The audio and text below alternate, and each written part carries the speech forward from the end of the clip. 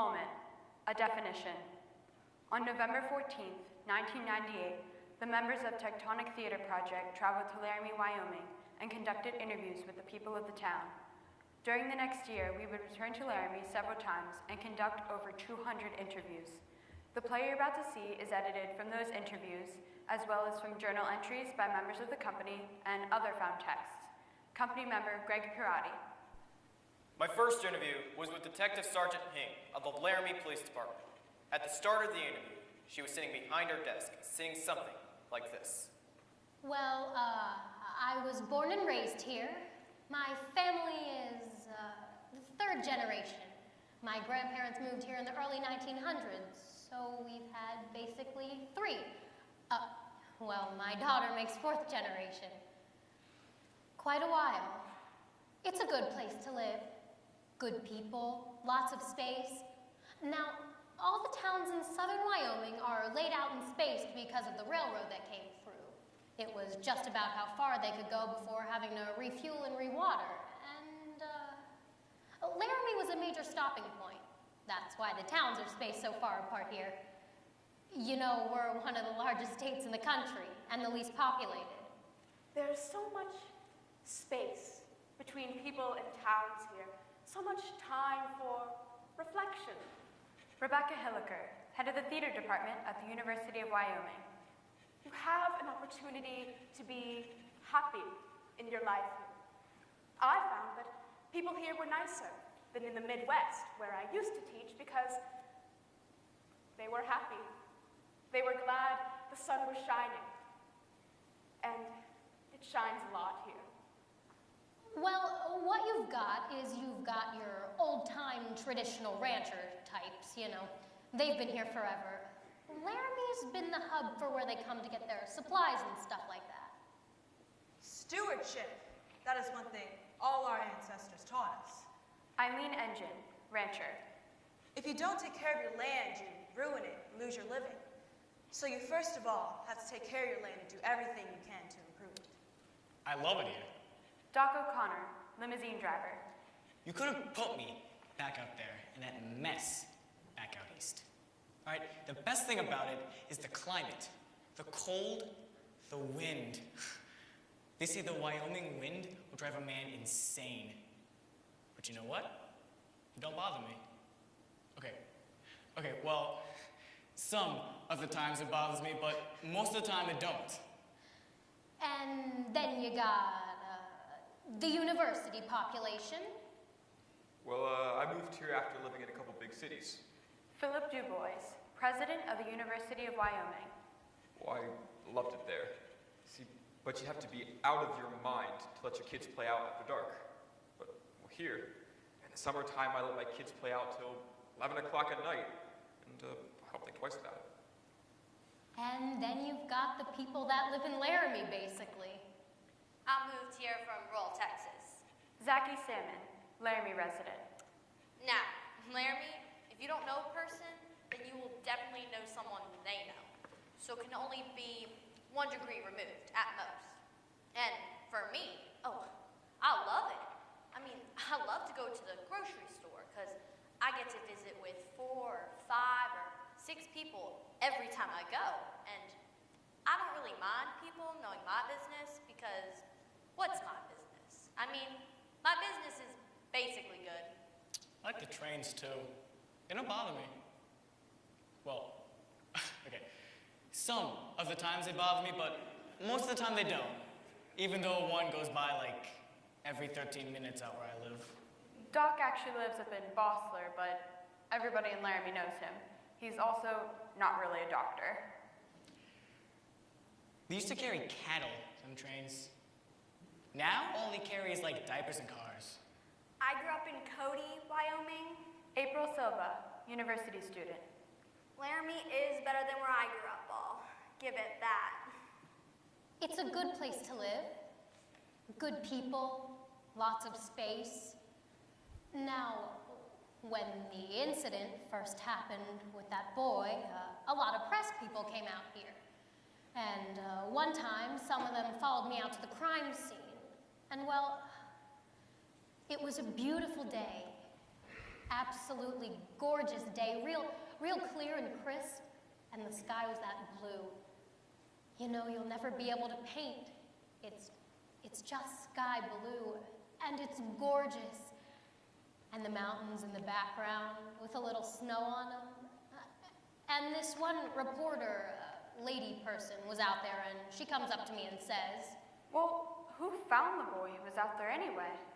and I said, well, this is a really popular area for people to run, and mountain biking is really big here, horseback riding too. It's just, well, it's close to town. And she looks at me, and she says, Who in the hell would want to run out here? and I'm thinking, lady, you're just missing the whole point. All you gotta do is turn around, see the mountains, listen to the birds, smell the fresh air. Just take in what's around you. And they were nothing but the story. And I didn't feel judged. I felt that they were stupid. They're just missing the whole point. They're missing the whole point. It's hard to talk about Laramie now. To tell you what Laramie is for us. Jedediah Schultz. If you would have asked me before, I would have told you Laramie is a beautiful town. Secluded enough that you can have your own identity. A town with a strong sense of community. Everyone knows everyone. A town with a personality that most larger cities are stripped of. But now, after Matthew, Laramie has become a town defined by an accident, a crime. We've become Waco, we've become Jasper, we're a noun, a definition, a sign. And we may be able to change all that, but it's sure gonna take a while.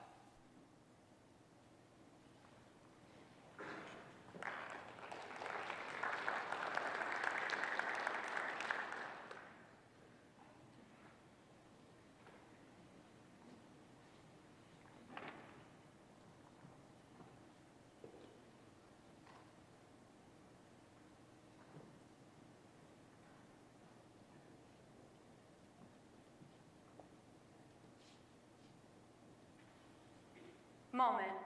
Journal entries. Journal entries. Members of the company. Andy Paris.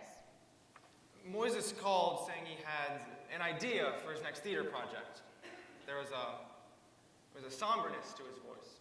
So I asked what it was all about, and he told me he wanted to do a piece about what was happening in Wyoming. Stephen Belber.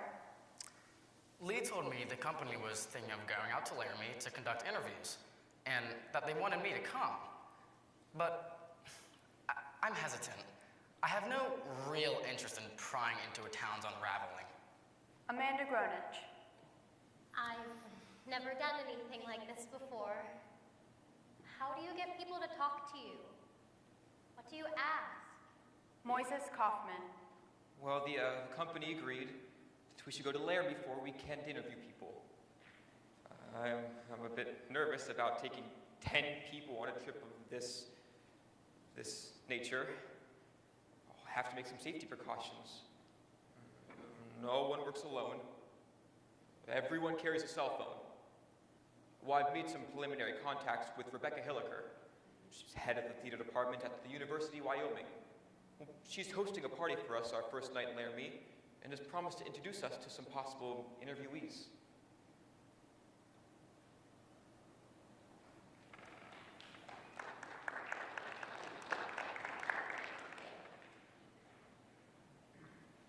Moment.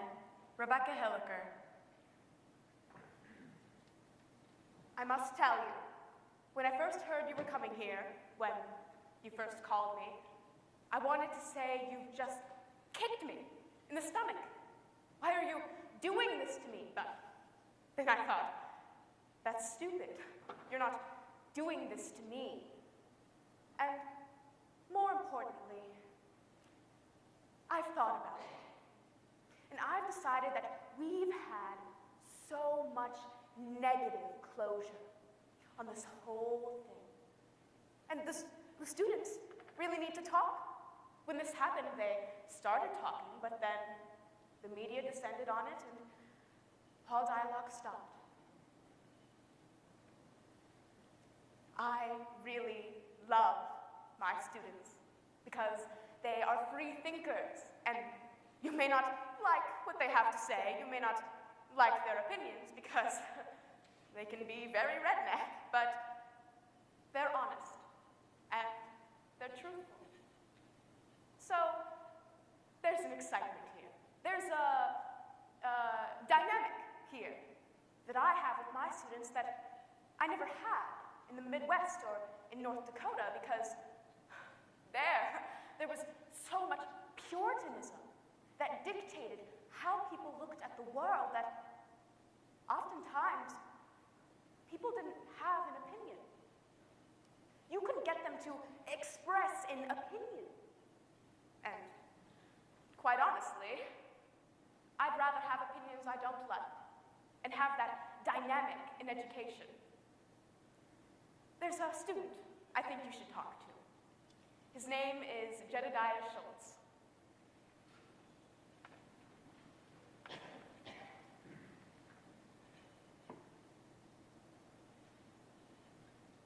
Moment.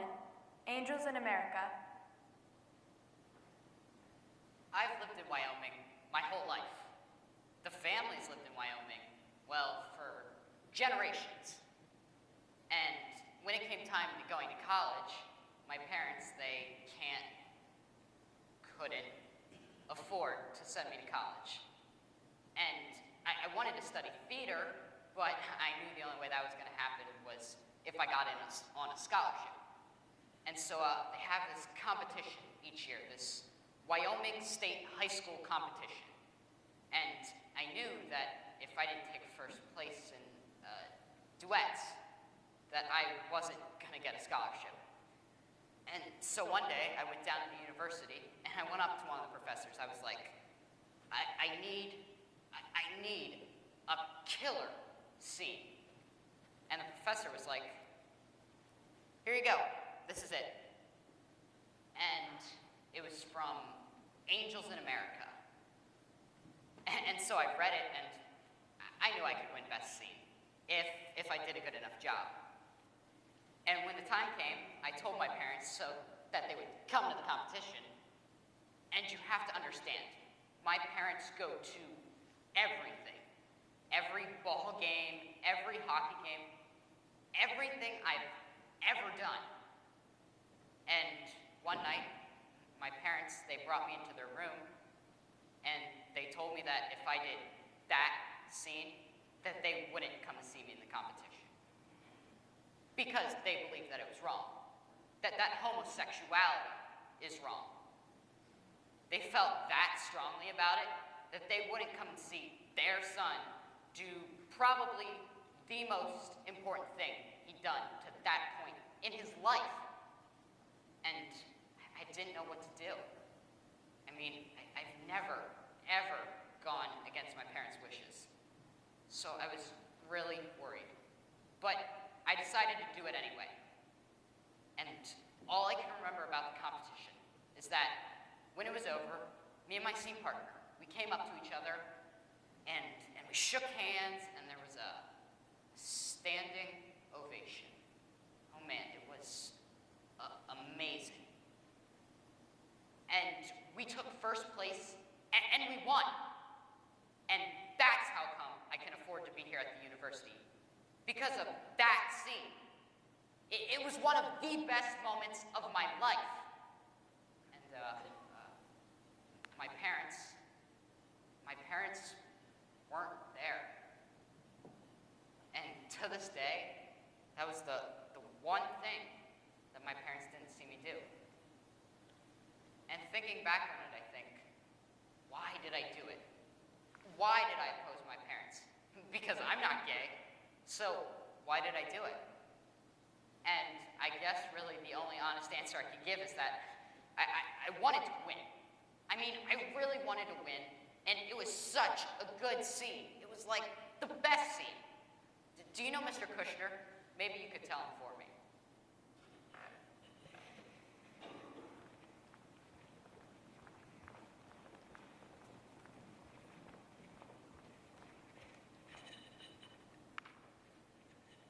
Moment. Journal entries. Greg Pirati. We arrived today at the Denver airport and drove to Laramie. The moment we crossed the Wyoming border, I swear I saw a herd of buffalo. Also, I thought it was strange that the Wyoming sign said, Wyoming, like no place on earth. instead of Wyoming, like no place else on earth. Lee Fondakowski. I stopped at a local inn for a bite to eat, and my waitress said to me, "Hi, my name is Debbie, and I was born in 1954, and yes, Debbie Reynolds was big back then, so there are a lot of us around. But I promise I won't slap you if you leave your elbows on the table."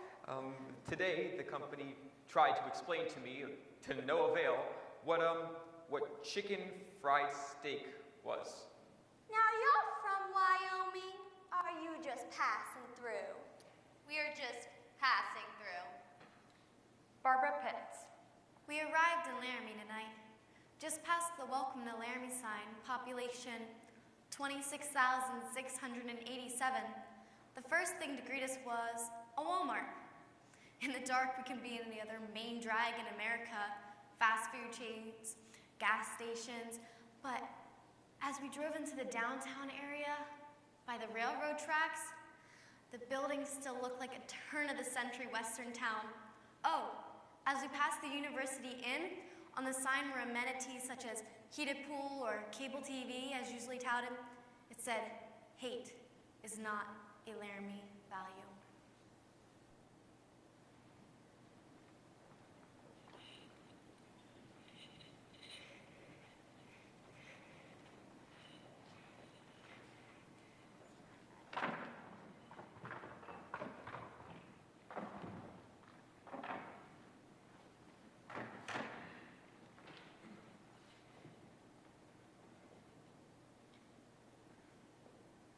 Moment. Allison and Marge. I met today with two longtime Laramie residents, Allison Mears and Marge Murray, two social service workers who taught me a thing or two. Well, what Laramie was like back when Marge was growing up, it was mostly rural. Yeah, it was. I enjoyed it. My kids all had horses. Oh, there was more land. I mean, you could keep your pet cow and your horse and your little chickens, just have your own little bit of acreage. Yeah, I could run around the house in my all-togethers, do the housework while the kids were in school, and nobody could see me. And if they ever got that close... Well, then that is their problem. Yeah. Let me make sure I got the expression right. In your all-togethers? Well, yeah, honey. Why wear clothes? Now, how is he going to use that in his play? So, this was a big ranching town. Oh, not just ranching. I mean, this was a big railroading town at one point, too. Well, before they moved everything to Cheyenne and Green River and Omaha. Now it's just a drive-through spot for the railroad. Well, even, what was it? In the 50s, they had one big roundhouse, and they had such a shop, they could build a complete engine. Yeah, they did. My mom worked there. Her name was Minnie. Your mom worked in the roundhouse? Yeah, she washed engines. Oh, we used to sing that song to her. You know that song. What song? Run for the roundhouse, Minnie. They can't corner you there. Well, Wyoming's bad in terms of jobs. I mean, you got the university with the big high whoop-de-doo jobs, but unless you're professional, then most of the people here are working minimum wage jobs. Yeah, I've either been in the social industry my whole life or bartending. Now I know everybody in town. And she does. And I do. That I'll tell you. Here in Laramie, there's a difference, and there always has been. What it is a class distinction. It's about the educated and the ones who are not. And the educated don't understand why the ones who are not don't get educated. That's why I told you before my kids had to fight their whole lives because their mom was a bartender. Never mind, I was the best damn bartender in town. And she was. That's not bragging. That's fact. But here in Laramie, if it weren't for that university, we'd just be S-O-L. What's S-O-L? Well, do I have to say it? It's shit out of luck. Oh, Lord, you got that on your tape, huh? Boy, you are getting an education today. Yeah, I guess I am. So, let me just ask you, what was your response when this happened to Matthew Shepard? Well, I've been close enough to the case to know many of the people involved. I have a daughter on the sheriff's department. As far as the whole gay issue, I don't give a damn one way or the other as long as they don't bother me. And even if they did, I would just say, no thank you. And that's the attitude of most of the Laramie population. You know, they might poke one, or if they were in a bar situation, they might even smack one in the mouth, but then they just walk away. Most of them said they would just say, I don't swing that way, and whistle on about their business. Laramie is live and let live. And I'd say Marge probably knows a lot more, except she's willing to say, and, you know, we gotta respect her for that. Well, where are you going with this story? Well, we haven't decided yet, but when we're finished, we're planning to bring it around to Laramie. All right. Then there are things I won't tell you.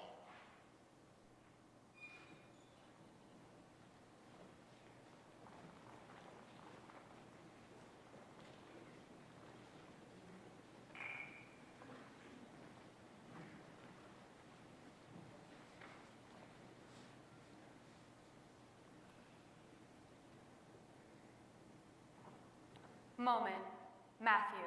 Company member Andy Paris. Today, for the first time, we met somebody who actually knew Matthew Shepard.